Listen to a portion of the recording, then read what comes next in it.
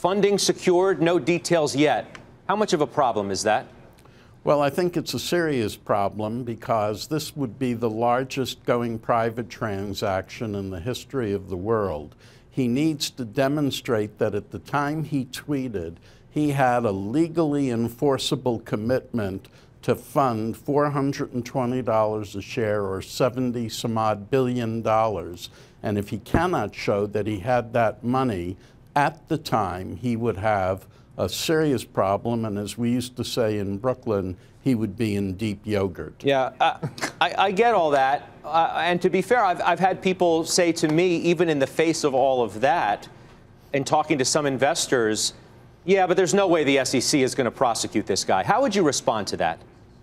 Well, I think the SEC will weigh the evidence, and if there's evidence that he did not have a firm commitment, I think the SEC will pursue him. They have never shied away from pursuing any case in which somebody engaged in a flagrant violation of the securities laws. How do you think motivation plays into all this? As Leslie Picker was just laying out, this notion that the tweet in and of itself was meant to hurt the short sellers more than anything else? Well, you would, in order to show manipulation, you must show a mental intent to try and artificially influence the price of the stock. One relevant fact is that in 2017, Musk, in a print interview, already started talking about going private.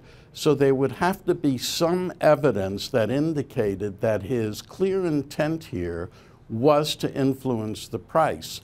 Some of the things that would influence that are the fact that he made his announcement in the middle of a trading day. That's highly irregular and unusual. It is not illegal per se, but it is extraordinarily illegal because it promotes huge swings in the stock price. Usually people wait before the market opens or they wait until the market has closed. That did not happen here. Harvey, I'm looking at the notes from the producers. They say that you believe going to jail is still on the table in this case. Do you truly believe that? No, I didn't say that he would go to jail. I was asked what the range of penalties are. One of the penalties for either committing fraud or committing an act of manipulation would be criminal responsibility and liability. So if you're looking at what the potential is here, it can range anywhere from monetary payments to actual jail time.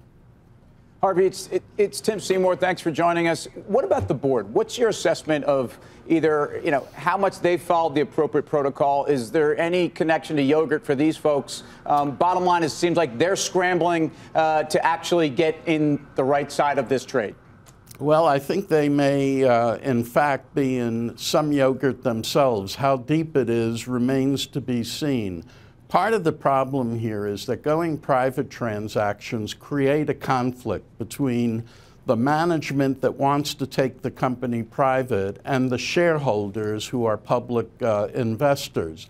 That requires independent directors to seize control of the entire operation to consider whether they should go private, and if so, on what terms.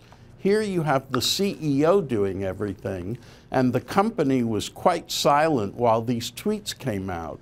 In addition, when the company finally did come out with a statement, they said they had met over the weekend and they had discussed financing, but it has subsequently been reported that at no time has Musk identified to the board what his financing source is. That's a serious omission and raises questions about the validity of the discussion the board put out.